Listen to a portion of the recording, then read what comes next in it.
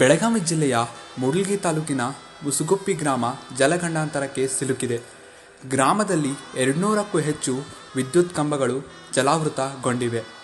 ಸೇತುವೆ ಹಾಗೂ ರಸ್ತೆಗಳು ನೀರಿನಲ್ಲಿ ತೇಲಿ ಹೋಗುವ ಸ್ಥಿತಿಯಲ್ಲಿವೆ. ಗದ್ದೆಗಳು ನದಿಗಳಂತೆ ಕಾಣುತ್ತಿವೆ. ಸಂಪೂರ್ಣ ಜಲಾವೃತವಾಗಿರುವ ರೈತರ ಗದ್ದೆಗಳು ಬಹಳಷ್ಟು ಹಾನಿಗೊಳಗಾಗಿವೆ. ನದಿ ತನ್ನ ಪಾತ್ರವನ್ನು ಬಿಟ್ಟು ಅರ್ಧ ಕಿಲೋಮೀಟರಷ್ಟು ವ್ಯಾಪಿಸಿದ್ದು, ಇದರಿಂದ ಗ್ರಾಮಸ್ಥರು ಸಂಕಷ್ಟಕ್ಕೆ ಒಳಗಾಗಿದ್ದಾರೆ. ಶಾಶ್ವತ ಪರಿಹಾರಕ್ಕಾಗಿ ಅಂಗಳಾಚುತ್ತಿದ್ದು ಬೇಸಾಯ ಬೆಳೆಗಳು ಕೊಚ್ಚಿ ಹೋಗಿವೆ. ಬರೆದು ಇಟ್ಟಿದ ಬಾಳೆ ನಮ್ಮದ ಅಂಜುದು ನಾವು ಯಾಕ? ಏನೈತಿ ನಮ್ಮ ಕೈಯಾಗ, ಎಲ್ಲ ಲೆಕ್ಕನು ಅವನ ಕೈಯಾಗ. ದೇವರ ಲೆಕ್ಕಾನೆ ಇದು, ದೇವರ ಲೆಕ್ಕಾನೆ, ದೇವರ ಲೆಕ್ಕಾನೆ ಇದು.